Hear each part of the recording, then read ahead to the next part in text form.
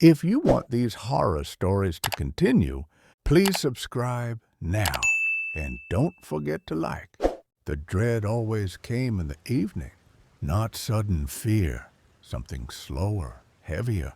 As the sun went down, Oliver felt it settle into his chest like a weight. The house looked normal, warm even, but the air changed at dusk.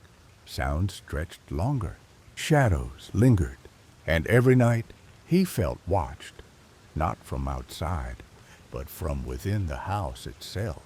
It started with small things. A chair slightly moved. A door left ajar when he was sure he had closed it. At night, the walls seemed to breathe, expanding and contracting softly. Oliver told himself it was stress. Yet every evening, the same feeling returned, an invisible pressure, like the house was preparing for something.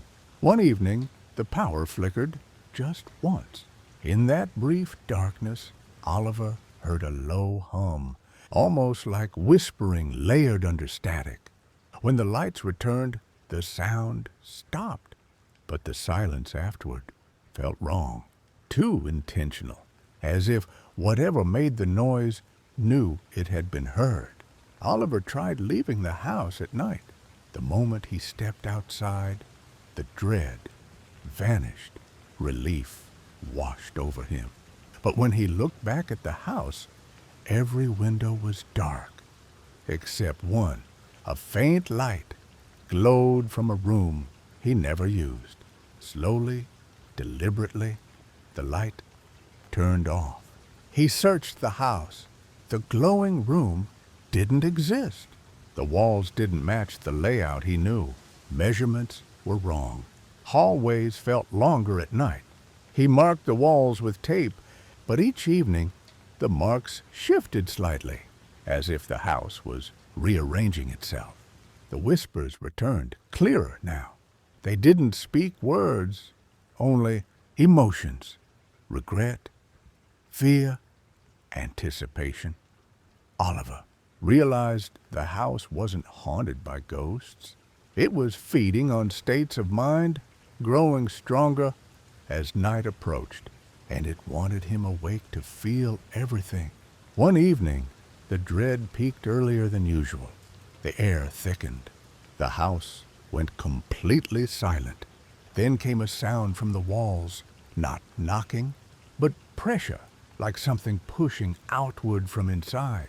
Cracks formed slowly, mapping shapes that looked almost human. Oliver tried to sleep through it. As he lay in bed, the ceiling lowered inch by inch. The room felt smaller, tighter. The whispers surrounded him, no longer subtle. They weren't threatening him. They were welcoming him, inviting him to stay. At dawn, the house released him. The pressure lifted. The walls returned to normal. Exhausted, Oliver realized the pattern.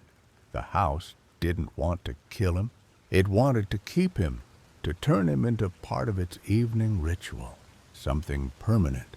That night, Oliver didn't fight the dread. He sat quietly as it came. The house settled. The whispers softened. The pressure eased.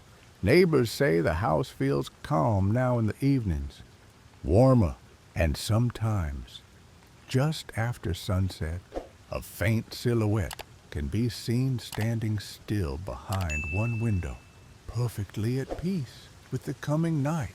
The end.